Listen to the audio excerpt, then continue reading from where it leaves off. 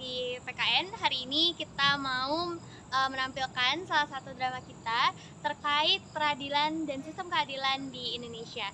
Stay tune guys. Dadah. A few moments later.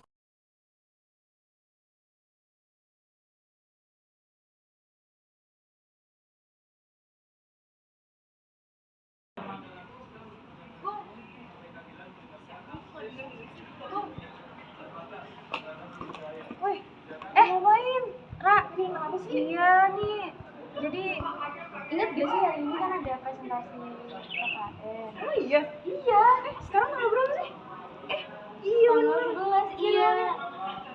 Masalahnya itu loh, aku tuh masih kayak belum terlalu ngerti. Kan kita dapat tentang sistem peradilan. Iya, benar. Iya kan? Nah, aku tuh tentang tantangan utama dalam sistem peradilan untuk mencapai keadilan. Itu kayak apa sih tantangan utamanya itu tuh aku masih agak bingung. Tantangan utamanya ya? Kalau pengetahuan aku sih untuk tantangan utama dalam sistem peradilan untuk mencapai keadilan itu melibatkan beberapa aspek, Bu. Nah, yang pertama itu aspek terhadap keadilan, yang kedua adalah banyak proses hukum, yang ketiga tidak setaraan dalam representasi hukum, yang keempat ketidakpastian hukum, yang kelima bias sistematik.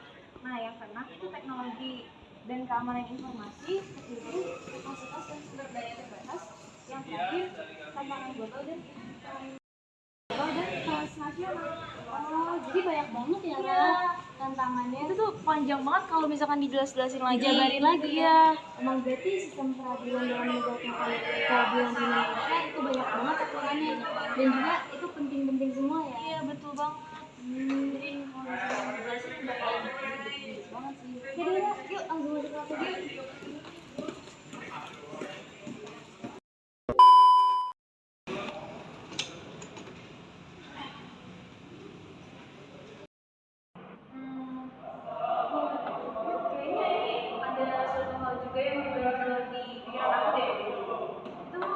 Gimana ya peran mahasiswa dalam mewujudkan keadilan di Indonesia sebagai kaum intelektual itu kayak gimana sih? Nah, itu sih gampang, Kak. Jadi kalau misalnya kamu mau tahu gimana sih peran mahasiswa dalam mewujudkan keadilan di Indonesia, kamu coba tempatin diri kamu aja sebagai mahasiswa. Interpretasikan saja diri kamu sebagai mahasiswa dalam mewujudkan keadilan itu sendiri dari aspek-aspek lingkungan yang kamu lihat. Nah, contohnya kita kan sebagai mahasiswa harus ada pemikiran yang kritis, terus harus ada jiwa advokasi. Maksud dari jiwa advokasi ini sendiri, di mana mahasiswa itu dapat menggalang kayak dukungan bagi kaum-kaum yang mungkin tidak bisa mendapatkan keadilan gitu. Terus juga partisipasikan dalam gerakan sosial, entah itu gerakan sosial tentang keadilan ataupun juga misalnya tentang kampanye atau berpartisipasi dalam misalnya aksi-aksi demokratik atau juga perubahan positif. Terus juga misalnya dengan pendidikan dan kesadaran masyarakat, di situ kita juga bisa sebagai mahasiswa aktif dalam misalnya memberikan materi-materi atau info terkait gimana sih keadilan yang baik, bagaimana sih mewujudkan hal tersebut dengan sesama kita kaum mahasiswa. Terus juga penelitian dan analisis kebijakan, terus kolaborasi dengan pihak lain, misalnya mahasiswa dapat bekerja sama dengan organisasi non pemerintah gitu. Kolaborasi ini juga bisa memperkuat gerakan dan memperluas dampak perubahan. Nah, terus juga misalnya dengan penggunaan media sosial nih. Nah, ini adalah hal yang paling penting sih menurut aku, karena dengan menggunakan media sosial sekarang itu kan udah era digital 4.0 ya.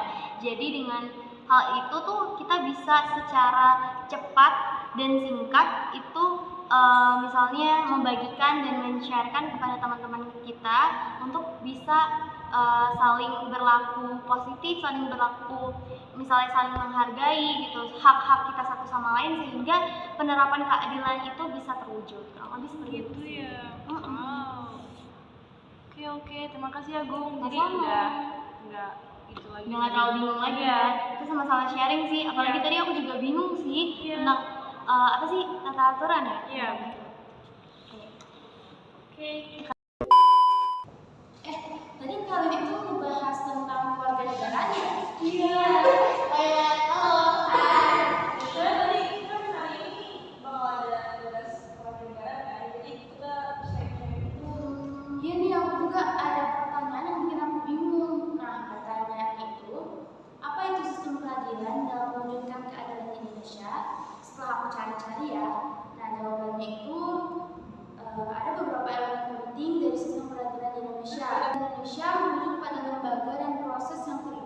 dalam penegakan hukum dan penyelenggaraan keadilan.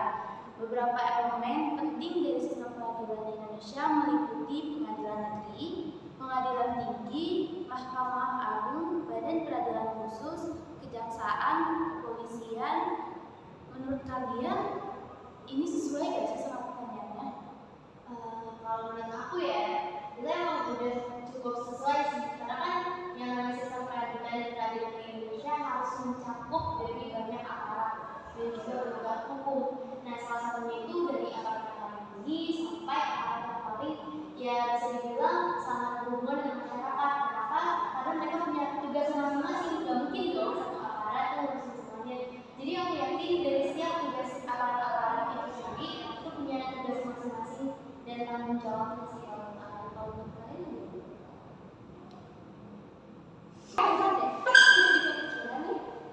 Gimana kondisi penegakan dan keadilan di Indonesia dengan adanya aparat-aparat itu apakah sudah terjamin saat ini?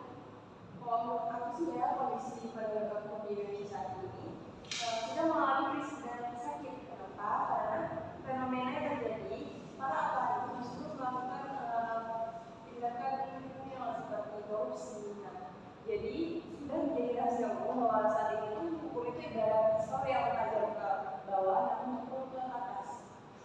Nah, sakitnya ini tidak diorientasikan sebagaimana mestinya, di mana hukum ini justru dijadikan alat untuk saat ini tuh menurut aku belum diorientasikan sebagaimana mestinya, di mana hukum itu sekarang justru dijadikan alat Gitu. Jadi ternyata dengan sistem keadilan juga belum tentu bisa menjamin ya ada keadilan dan juga ada aparat-aparat itu juga belum tentu menjamin ada keadilan.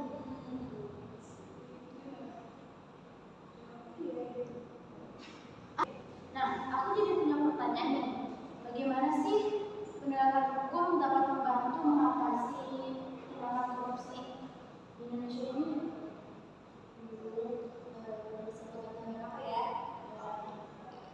Beberapa cara dimana penegakan hukum dapat membantu. Yang pertama yaitu menyelidiki sama penuntutan. Penegakan hukum dapat menyelidiki kasus korupsi, mengumpulkan bukti, dan menuntut pelaku korupsi di pengadilan. Ini memberikan sinyal bahwa tindakan korupsi tidak akan ditoleransi dan pelakunya akan dihadapkan pada konsekuensi hukum. Terus yang kedua, pembentukan anti korupsi. Jadi pemerintah dapat membentuk lembaga anti korupsi yang independen seperti Komisi Pemberantasan Korupsi atau KPK untuk menyelidiki, menuntut, dan memiliki kekuatan dan kewenangan khusus untuk terus penegakan hukum juga.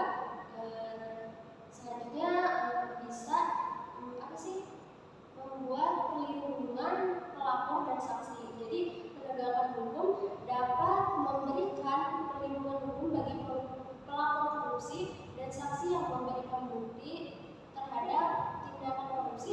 Ini penting mendorong untuk melaporkan korupsi tanpa takut akan represi atau pembalasan. Terus juga pendidikan dan kesadaran masyarakat.